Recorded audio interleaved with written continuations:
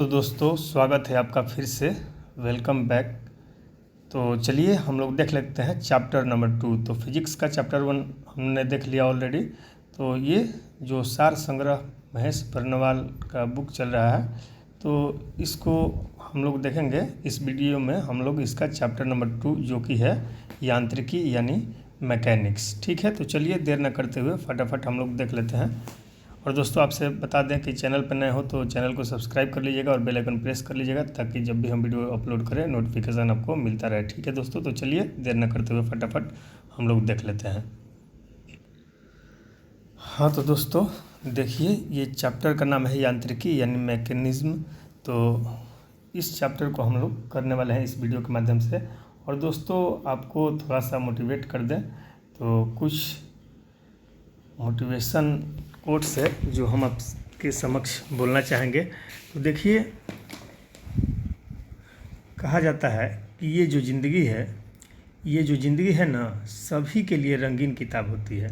ये ज़िंदगी जो है सभी के लिए रंगीन किताब होती है। फ़र्क तो बस इतना है कि कोई हर पन्ने को दिल से पढ़ रहा है और कोई दिल बहलाने के लिए पन्ने पलट रहा है। लेकिन अब निर्णय आपका है कि दिल बहलाना है या पन्नों से ही दिल लगा लेना है। ठीक है, तो ये आपके ऊपर निर्भर करता है। तो बाकी सब आप तो समझदार ही हैं। और आपसे एक बात कहना चाहेंगे कि देखिए, हम लोग सभी लोग जानते हैं, ठीक है, और क्या जानते हैं कि मंजिलें भी जिद्दी हैं और रास्ते भी जिद्दी हैं। मंजिलें भी जिद्दी हैं और रास्ते भी जिद्दी हैं। तो क्या हुआ? अरे हमारे हौसले भी तो जिद्दी हैं। और जब हौसला ही जिद्दी है तो कौन हराने वाला है, कौन बीच में बाधा डालने वाला है, उससे कोई फ़र्क नहीं पड़ता। आखिरी सांस तक लड़ेंगे और जब तक तोड़ेंगे नहीं तब तक छोड़ेंगे नहीं। ठीक है, तो चलिए इसी के साथ हम लोग सेशन को स्टार्ट करते हैं। तो चलिए देखिए क्वेश्चन क्या कहता है। देखिए पहला क्वेश्चन है, यांत्रिकी का पहला क्वेश्चन है, कह रहा है प्रक्षेप्य गति को दीर्घतम परास प्राप्त करने के लिए अधिकतम कितने कोण की आवश्यकता होती है। देखिए जो प्रक्षेप्य गति होता है यानी प्रोजेक्टाइल जो मोशन होता है, उसमें दीर्घतम परास प्राप्त करने के लिए, परास मतलब क्या होता है, रेंज होता है, दूरी होता है, और दीर्घतम मतलब अधिक होता है, यानी दीर्घ मतलब अधिक होता है। यानी प्रक्षेप गति को यानी प्रोजेक्टाइल मोशन में यदि कोई चीज़ फेंक रहे हैं आप, तो उसमें ज़्यादा दूरी तक वो जाए, इसके लिए कितने डिग्री के एंगल पर आपको फेंकने की आवश्यकता होती है। तो वो 45 डिग्री के एंगल पर फेंकना होता है। ठीक है, और प्रोजेक्ट का पथ कैसा होता है, यानी प्रक्षेप गति का पथ कैसा होता है। तो मान लीजिए यहाँ से आप एक पी पॉइंट है, यहाँ से आपने एक गेंद को फेंका, ठीक है, तो एक गेंद को आप फेंकें तो मान लीजिए आपको देखने से ऐसा जाएगा, तो ऐसा नहीं होता।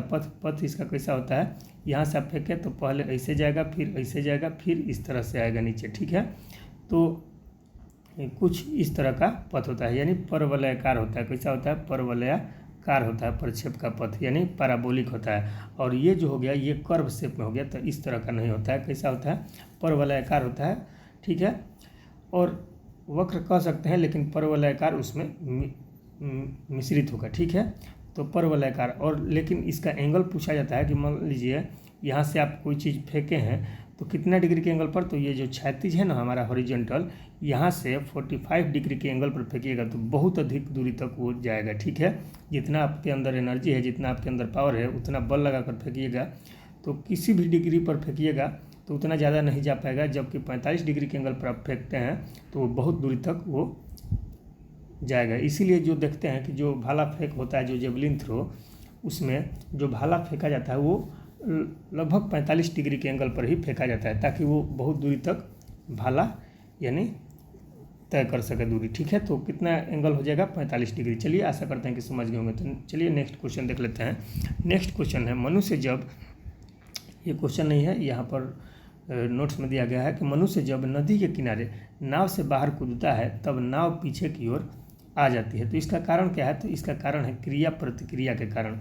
और ये क्रिया प्रतिक्रिया का कारण न्यूटन का कौन सा गति का नियम है, तो ये थर्ड जो लॉ होता है, न्यूटन थर्ड लॉ, न्यूटन के गति का तीसरा नियम ही कहता है कि प्रत्येक क्रिया के बराबर और विपरीत प्रतिक्रिया होती है। जैसे नाव से कोई व्यक्ति कूदता है तो जितना वो आगे जाता है उतना ही नाव पीछे की ओर चली जाती है। जैसे बंदूक से गोली छोड़ा जाता है तो देखते हैं कि कंधा के पास में रख के ट्रिगर दबाया जाता है उसको, तो बंदूक से गोली जितना स्पीड से आगे जाता है उतना ही पीछे की ओर वो झटका मारता है, ठीक है। तो ये भी है, या रॉकेट को छोड़ा जाता है तो रॉकेट भी इसी सिद्धांत पे कार्य करता है, यानी क्रिया प्रतिक्रिया के सिद्धांत पर, ठीक है। तो चलिए आगे देख लेते हैं। ऐसे मतलब पूछा जाए कि रॉकेट किस सिद्धांत पर कार्य करता है, तो संवेग संरक्षण के सिद्धांत पर कार्य करता है, लेकिन वो मतलब न्यूटन का कौन सा नियम लगता है उसमें भी, तो उसमें भी क्रिया प्रतिक्रिया का नियम लगता है, यानी थर्ड लॉ न्यूटन्स लगता है, ठीक है। तो चलिए आगे देख लेते हैं। तो नेक्स्ट क्वेश्चन का रहा है संवेग परिवर्तन की दर किसके बराबर होती है, यानी संवेग यानी मोमेंटम, ठीक है। तो मोमेंटम को किस चीज़ से डिनोट करते हैं, संवेग को डिनोट करते हैं पी से, तो पी इक्वल टू क्या होता है एम भी, ठीक है। पी इक्वल टू क्या होता है एम भी होता है। तो यहाँ पर संवेग परिवर्तन की दर कहा है, तो संवेग परिवर्तन का दर किसके बराबर होता है भाई, तो ये बल के बराबर होता है। किसके बराबर होता है, बल के बराबर होता है, ठीक है। चलिए आगे देख लेते हैं। और न्यूटन का गति का जो दूसरा नियम है उससे बल का व्यंजक भी प्राप्त होता है, जो कि F equal to m a है, ठीक है। तो आपको वहाँ से रिलेट कर सकते हैं, ठीक है। चलिए आगे देख लेते हैं। तो नेक्स्ट क्वेश्चन है न्यूटन का प्रथम नियम किसे परिभाषित करता है, तो भाई न्यूटन का जो प्रथम नियम है वो जड़त्व को परिभाषित करता है, यानी इनर्शिया को परिभाषित करता है, ठीक है। अब जड़त्व क्या होता है भाई, तो मान लीजिए कोई भी वस्तु है, यदि वो विराम अवस्था में है तो वो विराम अवस्था में ही रहेगी, कोई गति अवस्था में है तो गति अवस्था में ही रहेगी, ठीक है, जब तक कि उस पर कोई बाहरी बल लगाया न जाए। यानी जो विराम अवस्था में वस्तु है तो विराम में अवस्था में ही रहेगी, जब उस पर बाहरी बल जब तक नहीं लगा के उसको हटाइएगा तो उसी अवस्था में अपना जड़त्व बनाए रहेगी, ठीक है। और जड़त्व किसके कारण होता है, तो उसके अंदर द्रव्यमान जो होता है उसके मास के कारण हर एक वस्तु में जड़त्व का निर्धारण होता है, ठीक है। और जो वस्तु मान लीजिए कोई पंखा ही चल रहा है, फैन चल रहा है, तो वो गतिज में है, ठीक है। तो गति का जड़त्व है उसमें, विराम का नहीं है, उसमें गति का जड़त्व है, ठीक है। तो वो भी जब तक उस पर कोई फोर्स नहीं लगाइएगा रोकने के लिए, भले ही आप स्विच से जाकर मतलब उसको ऑफ कीजिए, ठीक है, तो वहाँ पर भी आप फोर्स लगाइएगा, बाहरी बल एक्सटर्नल फोर्स लगाइएगा, तभी ना वो बंद होगा। तो यानी वही कहने का मतलब है, जब कोई वस्तु गति में रहेगा वो तब तक गति में रहेगा जब तक उस पर कोई बाह्य बल एक्सटर्नल फोर्स न लगाया जाए, ठीक है। तो यही न्यूटन का प्रथम गति नियम कहता है कि ये जड़त्व को या इनर्शिया को परिभाषित करता है, ठीक है। तो चलिए आगे देख लेते हैं। प्रक्षालन मशीन, तो प्रक्षालन को इंग्लिश में वॉशिंग कहा जाता है, ठीक है। प्रक्षालन मतलब वॉश करना यानी वॉशिंग। तो प्रक्षालन मशीन यानी वॉशिंग मशीन जिसमें कपड़ा धोया जाता है, कार्य के किस सिद्धांत पर कार्य करता है या आधारित है, तो यह जो है अपकेंद्रीय बल के सिद्धांत पर यानी सेंट्रीफ्यूगल फोर्स के आधार पर कार्य करता है, ठीक है। किस चीज़ पर कार्य करता है, तो सेंट्रीफ्यूगल फोर्स, ठीक है। और आपको कमेंट में बताना है कि जो मौत का कुआं होता है उसमें कौन सा बल लगता है भाई, अपकेंद्रीय लगता है कि अभिकेंद्रीय लगता है। अभिकेंद्रीय को सेंट्रीपिटल फोर्स कहा जाता है, तो आपको कमेंट करना है, ठीक है। चलिए नेक्स्ट क्वेश्चन देख लेते हैं हम लोग। सड़क पर चलने की अपेक्षा बर्फ़ पर चलना कठिन होता है, क्यों होता है भाई सड़क पर चलने की अपेक्षा बर्फ़ पर चलना कठिन, क्योंकि बर्फ़ पर कोई फ्रिक्शन नहीं होता है, वो एकदम चिकना होता है, इसलिए वहाँ पर आदमी स्लाइड कर जाता है, ठीक है, फिसल जाता है, इसीलिए सड़क पर चलने की अपेक्षा बर्फ़ पर चलना कठिन होता है। और सड़क पर क्या होता है, फ्रिक्शन होता है यानी घर्षण होता है। तो आंसर क्या हो जाएगा, क्योंकि बर्फ़ में सड़क की अपेक्षा घर्षण जो होता है क्या होता है, बर्फ़ में कम होता है, ठीक है। तो राइट आंसर हो जाएगा। चलिए आगे देख लेते हैं क्या कह रहा है। देखिए अब आ गया न्यूटन के गति के नियम, तो हम लोग इधर भी देख लेते हैं पहले, उसके बाद इसका न्यूटन लॉ देखेंगे। देखिए नेक्स्ट कह रहा है किसी पिंड के संवेग यानी मोमेंटम और वेग यानी वेलोसिटी के अनुपात से मान जो मिलता है वो क्या प्राप्त होता है, तो द्रव्यमान मिलता है। क्या मिलता है भाई, तो द्रव्यमान मिलता है। अब चलिए इसको हम लोग सोल्व करते हैं कैसे। किसी पिंड के संवेग यानी संवेग क्या बोलते हैं हम लोग, पी, तो पी इक्वल टू क्या होता है, संवेग को पी और वेग के अनुपात से, तो वेग का अनुपात यानी वेलोसिटी के अनुपात से, तो पी इक्वल टू क्या होता है भाई, तो पी इक्वल टू होता है एम भी। क्या होता है, एम भी। अब बट्टा में है भी, तो भी से भी कट जाएगा, हमारा क्या मिलेगा, एम मिलेगा यानी मास मिलेगा, जो कि मास यानी द्रव्यमान होता है, ठीक है। तो वही बात कर रहा है किसी पिंड के संवेग यानी मोमेंटम और वेग के अनुपात यानी रेशियो से क्या प्राप्त होता है भाई, तो द्रव्यमान यानी मास मिलेगा, ठीक है। तो राइट आंसर हो जाएगा इसका। चलिए नेक्स्ट देख लेते हैं हम लोग। तो नेक्स्ट क्वेश्चन कह रहा है, जो कह रहा है कि त्वरण ज्ञात करने का प्रमुख सूत्र क्या है, तो त्वरण यानी एक्सेलरेशन, ठीक है। तो एक्सेलरेशन को यानी त्वरण को ए से सूचित किया जाता है। आपको मालूम होगा कि ऋणात्मक जो त्वरण होता है उसी को मंदन कहा जाता है यानी रिटार्डेशन भी कहा जाता है। और त्वरण का मान कितना होता है भाई, इसका मात्रक क्या होता है, तो मीटर पर सेकंड स्क्वायर होता है, ठीक है। और गुरुत्वीय त्वरण का मान कितना होता है, तो इसका 9.8 मीटर पर सेकंड स्क्वायर मान होता है, ठीक है। और यदि मान नहीं दिया रहता है तो हम लोग लगभग में 10 ले लेते हैं, ठीक है। तो चलिए देख लेते हैं। तो त्वरण ज्ञात करने का प्रमुख सूत्र जो होता है यानी ए इक्वल टू क्या होता है, v minus u by t होता है, ठीक है। v minus u by T, जहाँ v क्या है तो v है, यह क्या होता है, फाइनल वेलोसिटी होता है। क्या होता है, फाइनल वेलोसिटी होता है, ठीक है। वेलोसिटी होता है फाइनल वेलोसिटी, ठीक है। वहीं u का बात कर लीजिए तो ये क्या होता है, ये इनिशियल वेलोसिटी होता है, इनिशियल वेलोसिटी, ठीक है। यानी कहने का मतलब ये प्रारंभिक हो गया, प्रारंभिक वेग हो गया, और ये क्या हो गया, अंतिम वेग हो गया। v से अंतिम वेग को दर्शाते हैं, ठीक है। और t हमारा समय हो गया यानी टाइम हो गया, ठीक है। ये हमारा टाइम हो गया। तो acceleration equal to v minus u by t होता है, ठीक है। चलिए तो आगे देख लेते हैं। इसका राइट आंसर क्या हो जाएगा, देखिए यहाँ का है त्वरण ज्ञात करने का प्रमुख सूत्र a equal to v minus u by t है। तो इसमें कह रहा है a बराबर क्या है, त्वरण है यानी एक्सेलरेशन, v बराबर अंतिम वेग यानी क्या है, इनिशियल फाइनल वेलोसिटी है, और u बराबर प्रारंभिक वेग यानी इनिशियल वेलोसिटी है, ठीक है।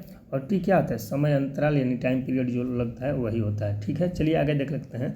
नेक्स्ट है तेल से अंशतः भरा हुआ, अंशतः मतलब क्या हुआ कि मतलब कुछ उसमें खाली है, आंशिक रूप से वो भरा हुआ है, ठीक है, यानी पूर्णतः रूप से नहीं भरा हुआ। तो तेल से अंशतः भरा हुआ टैंकर समतल सड़क पर एक समान त्वरण से जा रहा है, यानी एक समान एक्सेलरेशन से जा रहा है, एक समान एक्सेलेटर उसमें दिया गया है। एक्सेलेटर आपने कहता है ना आदमी गांव देहात में कि एक्सेलेटर एकदम झरले है, ठीक है, मोटरसाइकिल वगैरह रहता है तो उसको एक्सेलेटर नहीं बोलता है, क्या बोला जाता है, एक्सेलरेशन बोला जाता है, एक्सेलरेटर बोला जाता है। एक्सेलरेटर से ही एक्सेलरेशन बना है, ठीक है, यानी त्वरित गति यानी एक्सेलरेटेड मोशन, ठीक है। तो वही है कि तेल से अंशतः भरा हुआ एक टैंकर है, समतल सड़क पर यानी फ्लैट जो रोड है उस पर जा रहा है, वो भी कैसे, तो एक समान त्वरण से यानी एक समान उसमें एक्सेलेटर दिया गया है।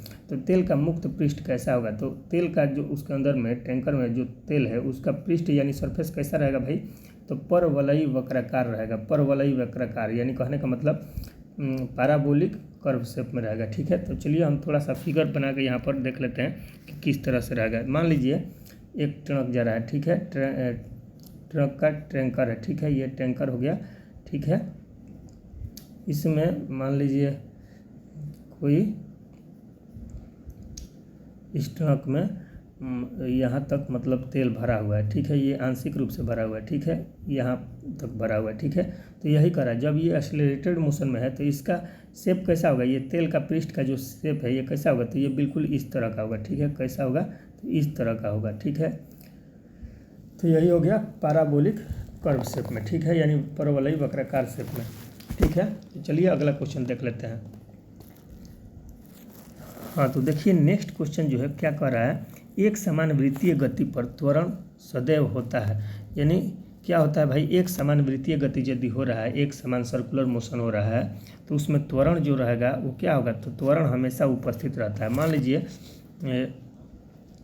यहाँ ये केंद्र हो गया, यहाँ से एक समान वृत्तीय गति जो रहा है, एक सर्कुलर मोशन हो रहा है, मान लीजिए यहाँ पर कोई पी पॉइंट है, यहाँ से इस तरह इस डायरेक्शन में जा रहा है, ठीक है, ऐसे ऐसे करते करते फिर ये आ रहा है पी पॉइंट पे, ठीक है।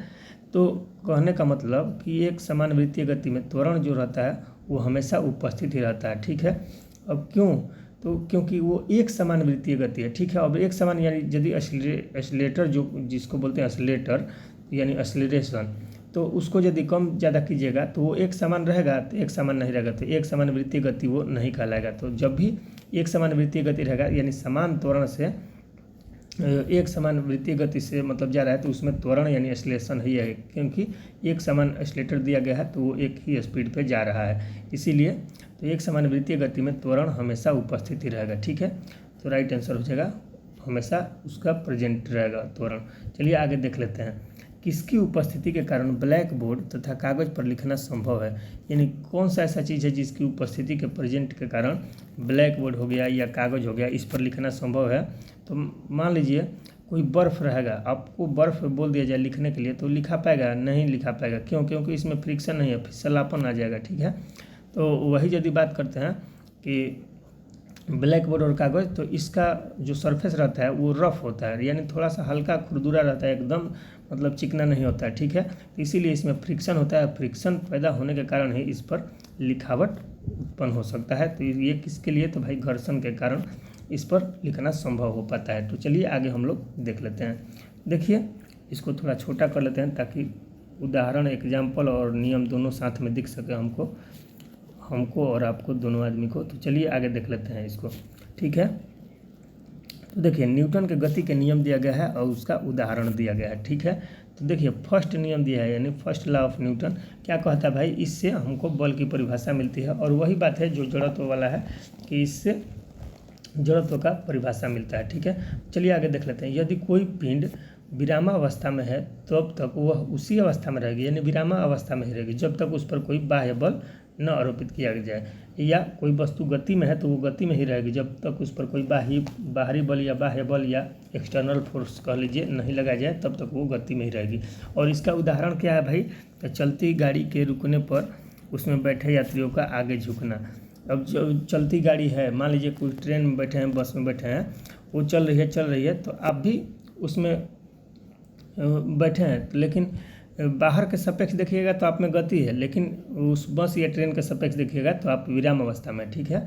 तो अचानक यदि वो गाड़ी रुकती है तो आप क्या होते हैं, आगे की ओर झुक जाते हैं। तो ये भी फर्स्ट नियम का उदाहरण है, ठीक है। उसी तरह न्यूटन का गति का प्रथम नियम का ही उदाहरण है पेड़ से फल टूटकर नीचे गिरना। पेड़ से फल टूटकर नीचे ही गिरता है, ये किसका उदाहरण है, तो पहला नियम का ही उदाहरण है। कपड़े को डंडे से पीटने पर धूल कणों का अलग हो जाना है। जब मान लीजिए कंबल वगैरह है या कपड़ा वगैरह है, उसको डंडे से पीटिएगा तो धूल जो होता है वो बाहर निकल जाता है, ये भी पहला नियम का ही उदाहरण है। तो पहला नियम का उदाहरण क्या क्या है, चलती गाड़ी को रुकने से उसमें बैठे यात्री आगे की ओर झुक जाना, या रुकी हुई गाड़ी को अचानक चलने पर यात्री को क्या होता है, पीछे की ओर झुक जाना, वो भी फर्स्ट नियम का। पेड़ से फल टूटकर नीचे गिरता है, वो भी फर्स्ट नियम का। कपड़े को डंडे से पीटने पर धूल कण अलग हो जाना, ये भी फर्स्ट नियम का उदाहरण है। नेक्स्ट बात करते हैं द्वितीय नियम, यानी सेकेंड लॉ ऑफ मोशन, ठीक है।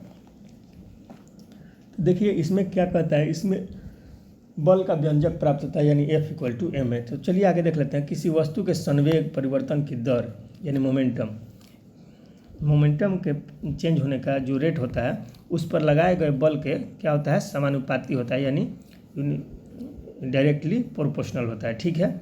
इसमें क्या होता है, जो संवेग में परिवर्तन की दर होता है उस पर लगाए गए फोर्स के डायरेक्टली प्रोपोर्शनल होता है, यानी समानुपाती होता है। तथा संवेग परिवर्तन की दिशा बल के अनुदिश होती है। संवेग परिवर्तन की दिशा कैसे होती है, तो बल के अनुदिश होती है, यानी जिस दिशा में फोर्स लगेगा उसी दिशा में मतलब संवेग का परिवर्तन भी होता है, ठीक है। चलिए आगे देख लेते हैं। जैसे देखिए उदाहरण में गेंद पकड़ते समय खिलाड़ी अपने हाथे को पीछे की ओर खींच लेता है। मान लीजिए एक गेंद है, तो इस गेंद का कुछ ना कुछ तो मतलब वजन होगा, यानी कहने का मतलब मास होगा, यानी द्रव्यमान होगा।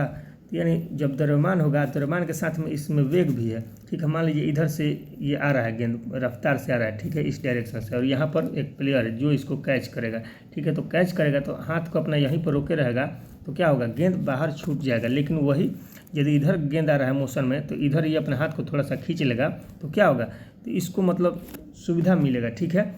क्यों सुविधा मिलेगा, क्योंकि जो संवेग का परिवर्तन होता है वो बल के दिशा में है, मतलब इधर बल लग रहा है, ठीक है, तो इसी दिशा में उसका संवेग भी होगा। संवेग इक्वल टू क्या होता है, m/v होता है ना जी, P=mv, यानी मास और इंटू वेग। तो इसमें गेंद में द्रव्यमान भी है, मास भी है और इसमें वेग भी है, ठीक है। तो इसी को तो संवेग बोला जाता है, ठीक है।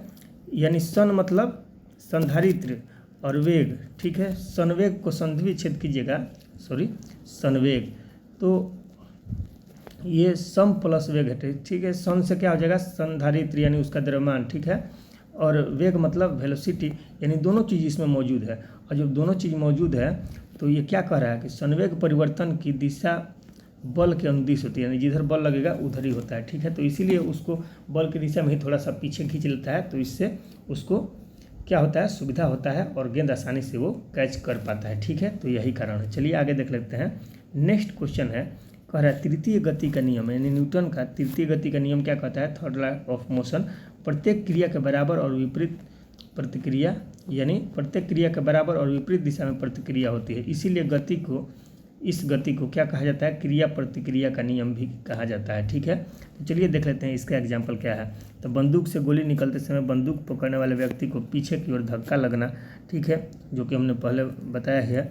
रॉकेट नियम, वायुयान की गति, ठीक है, रॉकेट जब जाता है तो वो भी मतलब पीछे की ओर मतलब उतना ही फोर्स लगाता है जब ऊपर आगे की ओर जाता है। तो चप्पू चलाने वाले नाव का आगे बढ़ना, मान लीजिए एक नाव है, तो इस नाव में जो यहाँ पर यात्री जो हैं ये मतलब इसमें पानी में क्या करते हैं, ये नाव वाला पानी में क्या करता है, यहाँ से एक इस तरह का रहता है चप्पू, इसको चलाता है। तो जितना ये पीछे करता है उतना ही नाव आगे की ओर जाता है। जितना ये मतलब इसको पानी को मतलब पीछे की ओर काटेगा उतना ही नाव भी आगे की ओर बढ़ेगा। तो वही है चप्पू चलाने वाले नाव का आगे बढ़ना। यानी कहने का मतलब प्रत्येक क्रिया का बराबर और विपरीत प्रतिक्रिया हो। ये पीछे की ओर मतलब इसको मतलब पानी को ठेलेगा तो ये नाव कहाँ जाएगा, आगे की ओर उतना ही स्पीड से जाएगा। ठीक है, तो ये सभी किसके उदाहरण हैं, तो तृतीय गति के नियम के उदाहरण हैं। तो चलिए आगे हम लोग देख लेते हैं और इसको थोड़ा सा हम बड़ा कर लेते हैं। ठीक है, वहाँ पर तो नहीं कर सकते थे, आप समझ ही रहे हैं क्यों नहीं कर सकते थे, क्योंकि दोनों तरफ का हमको एग्जाम्पल भी देखना था, इसीलिए। चलिए आगे देख लेते हैं। तो ऊर्जा संरक्षण से क्या आशय है, इसके बारे में कहा गया है ऊर्जा संरक्षण यानी एनर्जी कंजर्वेशन। तो इससे आपको क्या तात्पर्य है, तो आप जानते ही हैं कि ऊर्जा को न तो नष्ट किया जा सकता है और न ही ऊर्जा को उत्पन्न किया जा सकता है। क्यों, तो जब भी ऊर्जा को किया जा सकता है तो एक रूप से दूसरे रूप में परिवर्तित किया जा सकता है। ठीक है, जैसे मान लीजिए कोई पढ़ रहा है, ठीक है, पढ़ते पढ़ते वो थक गया तो क्या करेगा, उसका ऊर्जा खत्म हो गया, नहीं, अब वो सोएगा, ठीक है, या आराम करेगा। तो सोने में भी तो एनर्जी लगता है, तो उसका जो पढ़ाई वाला एनर्जी है वो अब कहाँ लग रहा है, सोने में उसको मतलब लग रहा है। अब सोने में उसको ट्रांसफ़र कर दिया, वो स्लीपिंग कर रहा है, अब रीडिंग की जगह पे स्लीपिंग कर रहा है। ठीक है, मान लीजिए कोई फुटबॉल खिलाड़ी है, ठीक है, फुटबॉल का ही खिलाड़ी है, तो वो दौड़ रहा है, ठीक है, तो दौड़ते दौड़ते उसका एनर्जी लॉस हो गया, नहीं, आदमी देखने से लगता है कि एनर्जी लॉस हो गया। अब वो एनर्जी लॉस नहीं हुआ, वो एनर्जी कहीं दूसरे रूप में परिवर्तित हो चुका है। ठीक है, अब जैसे मान लीजिए आपसे कहा जाए कि जो रासायनिक ऊर्जा हो, तो रासायनिक ऊर्जा कहा जाता है ना कि रासायनिक ऊर्जा को विद्युत ऊर्जा में परिवर्तित करने वाला। तो क्या होता है, रासायनिक ऊर्जा नष्ट हो जाता है, नहीं, वही ऊर्जा क्या होता है, विद्युत ऊर्जा में ट्रांसफ़र हो जाता है। ठीक है, यानी कहने का मतलब एक ऊर्जा को जब भी होता है तो दूसरे ऊर्जा में ट्रांसफ़र ही हो पाता है, न कि वो नष्ट होता है। ठीक है, तो पूरी तरह से वो नष्ट नहीं हो पाता है, एक रूप में ख़त्म होगा तो वो दूसरा रूप में फिर से उत्पन्न हो जाएगा। ठीक है, तो वही बात है, ऊर्जा को न तो नष्ट किया जा सकता है न ही सृजित किया जा सकता है। ठीक है, चलिए आगे देख लेते हैं। अंतरिक्ष से गिरता हुआ पिंड पृथ्वी के वायुमंडल में प्रवेश करने पर क्यों जल उठता है। जब अंतरिक्ष से कोई पिंड गिरता है तो पृथ्वी के वायुमंडल में प्रवेश करते ही उसमें बर्निंग क्यों हो जाता है, यानी वो जलने क्यों लगता है। कहने का मतलब कि वायुमंडल में जो आता है ना, तो उसमें क्या होता है, घर्षण पैदा होने लगता है। घर्षण के कारण क्या होता है, उसमें आग पकड़ लेता है। ठीक है, तो वही कारण है वायु के घर्षण के कारण। ठीक है, वायु के घर्षण के कारण यानी फ्रिक्शन ऑफ एयर, यही रीजन है कि एयर से क्या करता है, फ्रिक्शन करता है और उसमें आग पकड़ लेता है। पहले जानते हैं ना, जो प्राचीन काल का जो समय था, पाषाण काल वगैरह, उस समय में देखते हैं कि मतलब आग जलाया जाता था। ठीक है, तो आग कैसे जलाता, पत्थर में पत्थर को टकरा कर यानी रगड़ कर, यानी फ्रिक्शन होता था और आग पकड़ लेता था। ठीक है, उस समय माचिस वगैरह थोड़े था। ठीक है, आज भी मतलब माचिस होता है तो क्या होता है, उसमें फ्रिक्शन किया जाता है तभी ना वो आग पकड़ता है। ठीक है, लाइटर ही है तो लाइटर में क्या होता है, आप उसको पुश कीजिएगा तो उसमें फ्रिक्शन हो जाएगा, फ्रिक्शन से चिंगारी फेंकता है। ठीक है, जो देखते हैं वेल्डिंग मशीन जो काम करते हैं, तो वेल्डर जो होते हैं वहाँ पर भी जो लाइटर लगाता है, तो वो लाइटर्स में क्या होता है, वेल्डर मशीन जो लाइटर रखता है तो उसमें भी फ्रिक्शन होता है, तभी वो लाइटर से चिंगारी उत्पन्न होता है। ठीक है, तो वही बात है कि घर्षण पैदा होता है, इसीलिए पिंड जो वायुमंडल में प्रवेश करता है उसमें क्या होता है, बर्निंग होने लगता है, यानी वो जल उठता है। चलिए आगे देख लेते हैं। ग्रहीय पिंडों की परिक्रमण गति। अब देखिए यहाँ ध्यान देने वाला बात है, जब ग्रहीय पिंडों की परिक्रमण गति की बात कहेगा तो यहाँ अपकेंद्रीय बल नहीं होता है, यहाँ कौन सा बल होता है, अभिकेंद्रीय बल यानी सेंट्रीपिटल फोर्स होता है। ठीक है, तो ग्रहीय पिंडों की परिक्रमण गति यानी ग्रहों द्वारा सूर्य का परिक्रमण करने में प्रभावी बल कौन सा होता है भाई, तो अभिकेंद्रीय बल यानी सेंट्रीपिटल फोर्स होता है। ठीक है, जबकि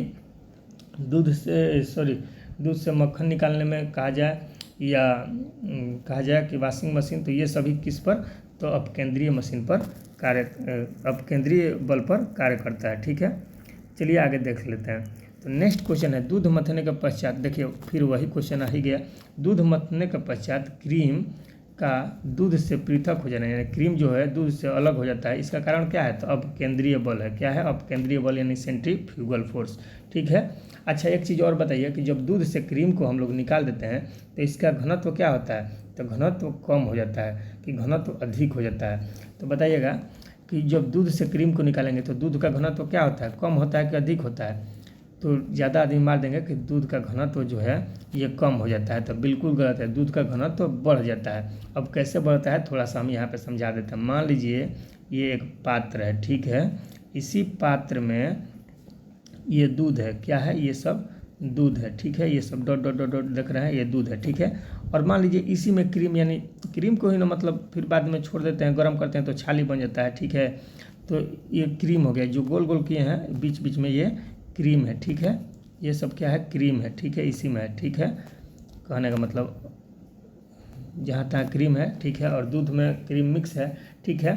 अब क्रीम निकालने से दूध का घनत्व तो बढ़ेगा कि घटेगा? अब कैसे आपको मालूम होगा? तो देखिए, सिंपल सा समझिए, माइंड में रखिएगा तो कभी नहीं भूलिएगा, रटा रटाया नहीं, बेसिक कंसेप्ट होना चाहिए आपको, ठीक है। तो देखिए, अब कहने का मतलब घनत्व तो मतलब क्या होता है? घनापन यानी डेंसिटी, यानी डेंस स्ट्रक्चर है उसका, ठीक है। तो कहने का मतलब अब दूध का ऐसा ऐसा पार्ट है, ठीक है, और बीच बीच में कहीं कहीं यहाँ पर क्रीम है, ठीक है, बीच में क्रीम भी है, बीच में क्रीम भी है, ठीक है। अब इस क्रीम को निकाल देंगे, क्रीम को यदि निकाल देंगे तो अब देखिए एक यहाँ पर फिगर बनाया और इसी फिगर को हम एक यहाँ पर भी बनाते हैं, ठीक है, यहाँ पर। अब क्रीम को ये गोल गोल जो क्रीम का दिख रहा है स्ट्रक्चर जो बनाया, इसको हम निकाल देते हैं इस दूध में से, तो दूध केवल इस तरह का केवल दूध ही बच जाएगा, यानी दूध का कण दूध के कण से मिल जाएगा, एकदम दूध का कण दूध के कण से मिल जाएगा, बीच में कोई भी गैप नहीं रह जाएगा। लेकिन अभी तक ये क्रीम था तो इसमें तो बीच में तो गैप आ जा रहा था ना। अब इस यहाँ पर तो जहाँ क्रीम था यहाँ पर दूध नहीं था, केवल क्रीम था, तो कहने का मतलब दूध का घनापन में यहाँ पर कमी था। लेकिन इस मतलब क्रीम को ही निकाल दिए तो दूध एक में एक मिल गया, यानी दूध और घना हो गया, और उसी घनापन को क्या बोलते हैं? घनत्व बोलते हैं। तो देखिए अभी घनत्व बढ़ गया ना, एक में एक खाली दूधे के दूध मिल गया, ठीक है। अब इसमें कहीं भी क्रीम नहीं है, बीच में कहीं भी गैप नहीं है। तो वही कहा जाता है कि दूध से यदि क्रीम को निकाल दिया जाए, क्रीम को निकाल दिया जाए तो दूध का घनत्व क्या होता है? तो दूध का घनत्व जो होता है ये क्या होता है भाई?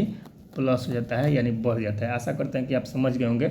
और दोस्तों यदि वीडियो अच्छा लगे तो लाइक और शेयर जरूर कीजिए, और चैनल पर नए हो तो चैनल को सब्सक्राइब कीजिए और बेल आइकन प्रेस कर लीजिए, ताकि जब भी हम वीडियो अपलोड करें नोटिफिकेशन आपको मिलता रहे। चलिए तो आगे देख लेते हैं। देखिए नेक्स्ट क्वेश्चन क्या कह रहा है? कह रहा है वायु ऊर्ध्वाधर गति को क्या कहते हैं? वायु की जो ऊर्ध्वाधर गति होती है, तो देखिए एक होता है हॉरिजेंटल, यानी लेटी हुई रेखा को हॉरिजेंटल कहा जाता है, यानी क्षैतिज लाइन। और जो ऊपर नीचे होती है, यानी जो ऊपर नीचे खड़े खड़ी होती है, इसको क्या कहते हैं? वर्टिकल, यानी ऊर्ध्वाधर रेखा, ठीक है। तो ये हो गया हमारा ऊर्ध्वाधर रेखा, ठीक है। क्या है? ऊर्ध्वाधर यानी वर्टिकल, ठीक है। और ये हमारा क्या हो गया? क्षैतिज हो गया, ठीक है, क्षैतिज यानी हॉरिजॉन्टल, ठीक है, हॉरिजॉन्टल, ठीक है। तो कहने का मतलब वायु की ऊर्ध्वाधर गति के बारे में कह रहा है। तो वायु का जो ये ऊर्ध्वाधर गति है, ये वाला, ठीक है, ये वाला जो गति है इसको क्या कहते हैं भाई? तो इसको वायु प्रक्षोभ कहा जाता है, यानी विंड आउट ब्रस्ट कहा जाता है। तो वायु के कौन सी गति को विंड आउट ब्रस्ट कहा जाता है? तो विंड आउट ब्रस्ट कहा जाता है ऊर्ध्वाधर गति को, ठीक है। यानी विंड जो है आउट ब्रस्ट हो गया, विंड क्या हो गया? आउट ब्रस्ट हो गया, आउट यानी बाहर चला गया, ठीक है, आउट ब्रस्ट हो गया, ठीक है। जब इस तरह से चलेगा तब ना कहीं वो मतलब जाएगा, ऊपर नीचे ही मतलब वो निकल जाएगा, ठीक है। तो वायु की जो ऊर्ध्वाधर गति है इसी को क्या कहते हैं? विंड आउट ब्रस्ट, ठीक है। चलिए आगे देख लेते हैं। नेक्स्ट क्वेश्चन है, कह रहा है रॉकेट किस सिद्धांत पर कार्य करता है? तो हम पहले ही बता दिए थे कि जो रॉकेट है ये रखिए संवेग संरक्षण के सिद्धांत पर कार्य करता है। रॉकेट किस सिद्धांत पर? तो संवेग संरक्षण के सिद्धांत पर कार्य करता है। और न्यूटन के किस नियम पर काम करता है? तो न्यूटन का जो तीसरा गति का नियम होता है उसी पर ये काम करता है। यानी कहने का मतलब प्रत्येक क्रिया के बराबर और विपरीत प्रतिक्रिया ये भी करता है। जितना आगे की ओर जोर लगा कर भागता है उतने ही पीछे की तरफ ही झटका ये देके तब ये ऊपर जाता है, ठीक है। तो चलिए आगे देख लेते हैं नेक्स्ट चीज़ क्या दिया गया है यहाँ पर। तो नेक्स्ट देख लेते हैं हम लोग। हाँ, यहाँ पर थे, देखिए सरल आवर्त गति के दोलन में किसकी आवश्यकता होती है? तो जो सरल आवर्त गति होता है इसके दोलन में किसका भाई आवश्यकता होगा? तो इसमें जो आवश्यकता होगा वो प्रत्यास्था एवं जड़त्व दोनों का इसमें आवश्यकता होगा। सरल आवर्त गति करते समय यानी सिंपल हार्मोनिक मोशन जो होता है उसमें उसके दोलन में किसकी आवश्यकता होती है? तो प्रत्यास्था एवं जड़त्व दोनों की होती है, ठीक है। और प्रत्यास्था कहने का मतलब क्या हुआ, प्रत्यास्थ मतलब होता है इलास्टिसिटी, ठीक है, इलास्टिसिटी, इलास्टिक मतलब हो गया प्रत्यास्थ, इलास्टिसिटी मतलब हो गया प्रत्यास्थता, ठीक है। और जड़त्व मतलब तो समझ ही रहे हैं, यानी ये द्रव्यमान के कारण जड़त्व रहता है। तो चलिए देख लेते हैं। तो प्रत्यास्था के बारे में थोड़ा सा हम आपको बता देते हैं, यानी इलास्टिसिटी के मतलब, इलास्टिसिटी के मतलब हम बता देते हैं क्या होता है। तो देखिए, सबसे ज़्यादा इलास्टिसिटी यानी प्रत्यास्था किस चीज़ में पाया जाता है, प्रत्यास्थ धातु कौन होता है, तो वो होता है स्टील। कौन होता है, स्टील। और स्टील को ही हिंदी में क्या बोलते हैं, इस्पात बोलते हैं। क्या बोलते हैं, इस्पात, ठीक है। जैसे आयरन को लोहा बोला जाता है ना, उसी तरह स्टील को इस्पात कहते हैं। अब आप कहिएगा कि यही सब बता रहे हैं, अरे बहुत आदमी को ये भी नहीं पता होता है कि इस्पात का ही इंग्लिश में स्टील कहते हैं। स्टील का बर्तन तो सबको कह देंगे तो समझ जाएगा, लेकिन कह देगा कि इस्पात का बर्तन तो बहुत लोग को नहीं समझ में आएगा, ठीक है। तो ये चीज़ जान लीजिए, सबके लिए नहीं, लेकिन जो नहीं जान रहे हैं सबको लेकर चलना है। तो चलिए देख लेते हैं। तो इसमें क्या होता है, देता है ऑप्शन कि सबसे प्रत्यास्थ है। तो कहने का मतलब प्रत्यास्था का जो मतलब डिफिनेशन होता है या परिभाषा होता है, वो होता है, वो भी हम बता देते हैं।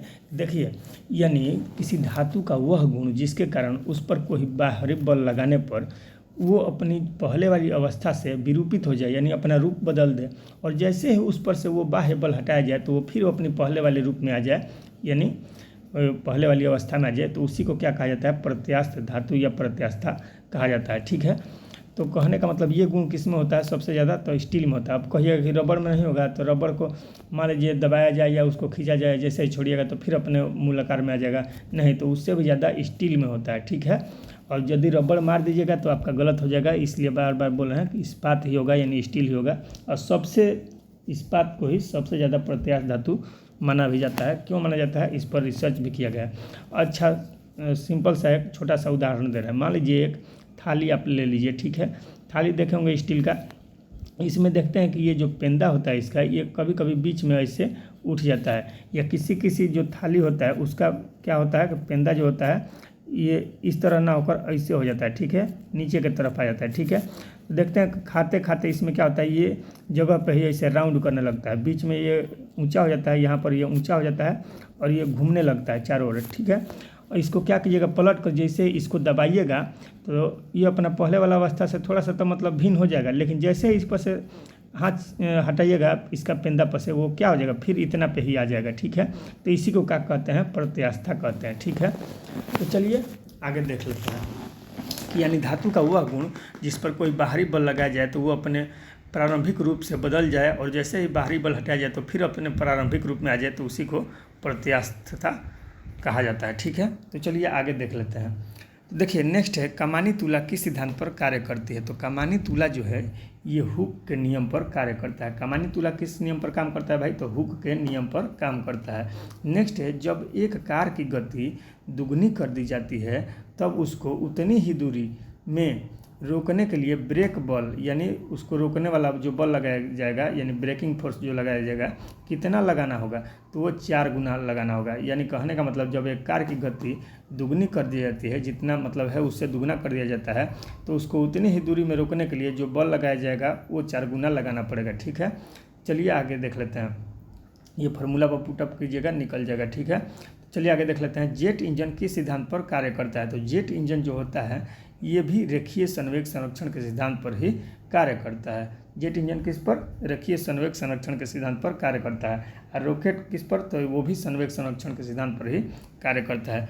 नेक्स्ट है, देख लेते हैं। देखिए यहाँ पर दिया गया है प्रथम श्रेणी के उत्तोलक, द्वितीय श्रेणी के उत्तोलक और तृतीय श्रेणी के उत्तोलक, ठीक है। तो प्रथम श्रेणी के उत्तोलक में दिया गया है कैंची, हैंडपंप, साधारण तुला और प्लास।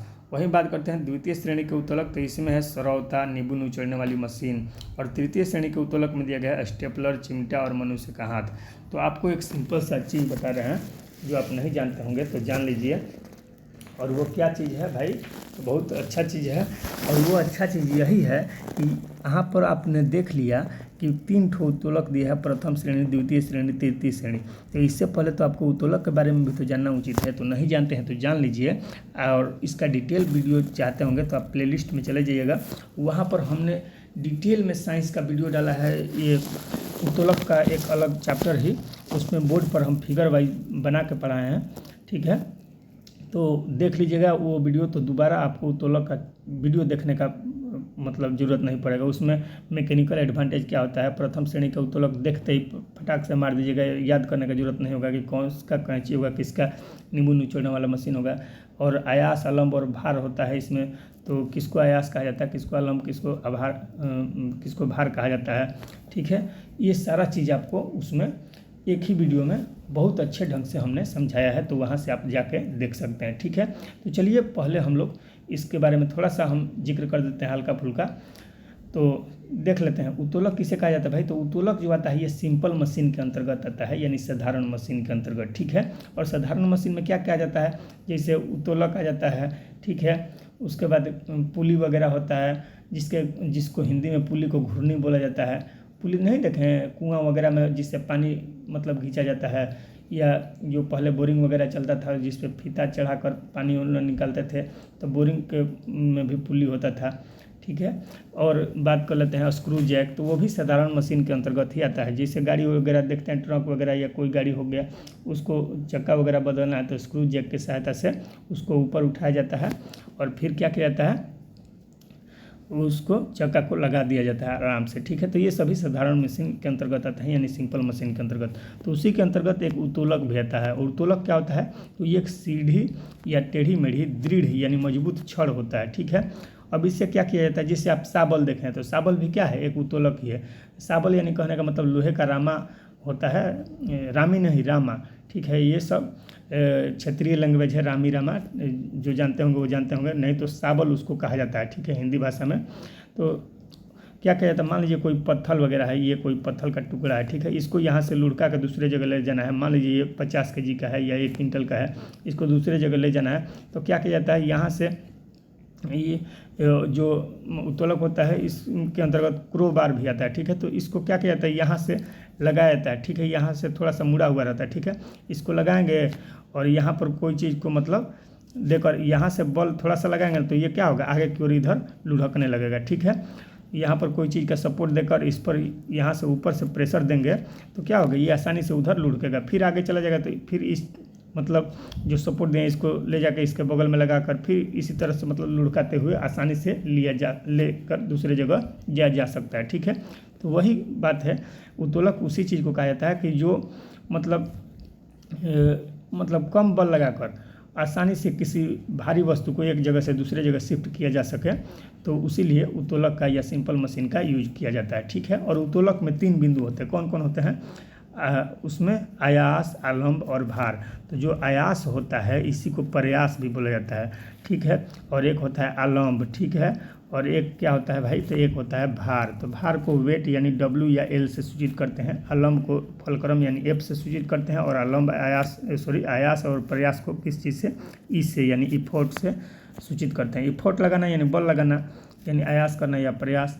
और आलम्ब क्या होता है, तो ये उत्तोलक में एक बिंदु होता है जिसके चारों ओर वो आसानी पूर्वक घूम सकता है, उसी को आलम्ब कहा जाता है। ठीक है, इसमें क्या होता है, एक बिंदु होता है इसके चारों ओर आसानी से उत्तोलक घूम सकता है, इसको आलम्ब कहते हैं। ठीक है, और आयास जहाँ पर बल लगाया जाता है, जहाँ पर बल लगाया जाता है, फोर्स लगाया जाता है, उसी को इफोर्ट यानी आयास कहते हैं। और भार मतलब जहाँ पर लोड होता है भाई, भार होता है, उसी को लोड को ही भार कहा जाता है। जैसे मान लीजिए सिंपल सा एक और एग्जाम्पल ले रहे हैं, जैसे मान लीजिए एक हम यहाँ पर कैंची बनाते हैं। ठीक है, क्या बनाते हैं भाई, कैंची बनाते हैं। ठीक है, और इस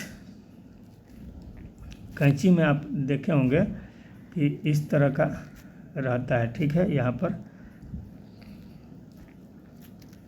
अब देखिए इस कैंची में आप देख रहे हैं यही ना जो बिंदु है, इसी के चारों ओर ना ये वाला भाग और ये वाला भाग घूमता है। यहीं से ना, यहाँ से यदि हाथ से पकड़ के आप इसको दबाते हैं, इसको और इसको दबाते हैं, तो ये क्या होता है, ये मतलब पास में आता है। ठीक है, और इसको फैलाते हैं तो ये भी क्या होता है, फैलता है। ठीक है, ये भी दोनों फैलता है, इसको यदि फैलाते हैं तो। ठीक है, तो वही बात है। तो कहने का मतलब ये जो बिंदु हो गया इसके चारों ओर घूम रहा है, तो ये क्या हो गया, हमारा आलम्ब हो गया यानी फलक्रम हो गया, ठीक है। और यहाँ पर आप बल लगा रहे हैं इस दोनों पॉइंट पर, तो ये हमारा इफोर्ट हो गया यानी प्रयास हो गया या आयास हो गया, ठीक है। और बात कर लेते हैं यहाँ पर कोई कपड़ा वगैरह या कोई चीज़ को रख कर काटिएगा तो यहीं पर लोड है, तो इसको क्या बोलेंगे, ये इसको भार बोलेंगे। तो अब देखिए इसमें अलम्ब कहाँ है, तो अलम्ब इसमें बीच में है। तो जिसमें देखिए बीच में अलम्ब रहता है, फलक्रम जिसमें बीच में रहता है उसको प्रथम श्रेणी का उत्तोलक कहते हैं। तो देखिए इसमें बीच में फलक्रम है, एक तरफ भार हो गया, एक तरफ प्रयास यानी आयास हो गया एफर्ट, और बीच में क्या है, अलम्ब है। तो बीच में अलम्ब होता है उसको प्रथम श्रेणी का उत्तोलक कहते हैं। देखिए ये क्या है, कैंची है। तो देखिए प्रथम श्रेणी के उत्तोलक में यहाँ पर कैंची दिया है, इसी तरह से आप लोग छांट सकते हैं, पुटअप कर सकते हैं, ठीक है। अब देखिए उसी तरह मान लीजिए द्वितीय श्रेणी के उत्तोलक में दिया है सरौता और नींबू निचोड़ने वाली मशीन। तो सरौता क्या होता है भाई, तो जिस पर खैनी को तंबाकू को काटा जाता है उसी को सरौता कहा जाता है। जिससे मान लीजिए एक खैनी काटने वाला मशीन कैसा होता है, इस तरह का एक पटरी होता है और यहाँ पर जो होता है यहाँ से एक चक्कू मतलब लगा रहता है, यहाँ पर यहाँ से इस तरह का एक चक्कू लगा रहता है, यहाँ पर ये हैंडल रहता है, ठीक है। और बीच में यहीं पर क्या होता है, इस खैनी को रख के इसको दबा कर यहाँ से पुश करके काटा जाता है, ठीक है। तो मान लीजिए यहाँ पर अलम्ब हो गया और यहाँ इसी बिंदु का ये ऊपर नीचे घूम रहा है और यहाँ पर क्या होता है, यहाँ पर इसका इफोर्ट लग रहा है, ठीक है। और यहाँ पर ये फलक्रम हो गया यानी अलम्ब हो गया, ठीक है। और इसका भार कहाँ है, भार यानी W या L जिसको लोड बोलते हैं, ये बीच में है। तो देखिए बीच में लोड हो गया, तो बीच में जो लोड होता है इसको क्या बोलते हैं, द्वितीय श्रेणी का उत्तोलक, ठीक है। यानी प्रथम श्रेणी, सेकंड श्रेणी या थर्ड श्रेणी। तो प्रथम श्रेणी में बीच में क्या होता है भाई, तो प्रथम श्रेणी में बीच में होता है फलक्रम होता है, ठीक है। और द्वितीय श्रेणी में बीच में क्या होता है, लोड होता है या वेट होता है, ठीक है। वही लोड को ही वेट कहते हैं। और तृतीय श्रेणी का उत्तोलक में बीच में क्या होता है, तो तृतीय श्रेणी का जो उत्तोलक होता है इसमें बीच में जो होता है वो होता है इफोर्ट होता है, क्या होता है, इफोर्ट होता है, ठीक है। अब देखिए तृतीय श्रेणी का उत्तोलक में जैसे चिमटा देख लीजिए, तो चिमटा होता है जिस पर रोटी हम लोग सेकते हैं या उठाते हैं। तो देखिए चिमटा कुछ इस तरह का होता है ना जी, ये जो बिंदु हो गया, तो देखिए यहाँ पर इस बिंदु के चारों ओर ये घूमता है, ऊपर नीचे घूमता है और यहाँ पर हम लोग रोटी पकड़ हैं। तो लोड हमारा कहाँ हो गया, लोड या W हमारा यहाँ हो गया और एक तरफ हमारा फलक्रम हो गया। बीच में यहाँ पर हम लोग हाथ से पकड़ कर बल लगाते हैं यानी इफोर्ट लगाते हैं, तो इफोर्ट बीच में हो गया। तो ये देखिए इफोर्ट में हम लोग क्या लगाए, तीसरा श्रेणी का उत्तोलक है। तो बीच में यदि इफोर्ट लगेगा तो वो तीसरा श्रेणी का होगा। तो इस तरह से आसानी से आप कोई भी चीज़ को देखकर आप छांट सकते हैं, ठीक है। तो चलिए आशा करते हैं कि आपको बहुत अच्छे से समझ में आ गया होगा। और यदि आप इससे भी ज़्यादा डिटेल में चाहते हैं तो जाकर आप प्लेलिस्ट में वो वीडियो देख सकते हैं, ठीक है। लीवर उत्तोलक उस वीडियो का नाम है, ठीक है। तो चलिए देख लेते हैं आगे। तो देखिए यहाँ पर क्या दिया गया है नोट्स में, इसको देख लेते हैं। देखिए तो ये देख लेते हैं यहाँ पर पेचकस, पेचकस को स्क्रू ड्राइवर कहा जाता है। तो स्क्रू ड्राइवर के द्वारा पेंच घुमाना एवं दरवाजे के हत्थे का कब्जे से दूर लगाना बल आघूर्ण का उदाहरण है, यानी बल आघूर्ण यानी टॉर्क का उदाहरण है, ठीक है। यानी ये जो पेचकस के द्वारा पेंच घुमाया जाता है, जो पेंच होता है जो स्क्रू वाला उसको घुमाया जाता है, ये किसका उदाहरण है, तो बल आघूर्ण का उदाहरण है, ठीक है। या दरवाजे के हत्थे का कब्जे से दूर लगाना, ये भी क्या है, बल आघूर्ण का ही उदाहरण है, ठीक है दोस्तों। तो आशा करते हैं कि आपको समझ में आ गया होगा। और ये आपका जो फिजिक्स का चैप्टर था सेकंड नंबर यांत्रिकी यानी मैकेनिज्म, तो ये था NCERT सार संग्रह महेश बर्नवाल की पुस्तक का। तो आपको कैसा लगा वीडियो और बताइएगा कमेंट में, और मिलते हैं नेक्स्ट वीडियो में। तब तक के लिए आज्ञा दीजिए, thanks, bye and take care. और यहीं इस चैप्टर ख़त्म होता है, ठीक है। देन हम लाएंगे नेक्स्ट थर्ड चैप्टर। तो चलिए मिलते हैं नेक्स्ट वीडियो में, तब तक के लिए जय हिंद।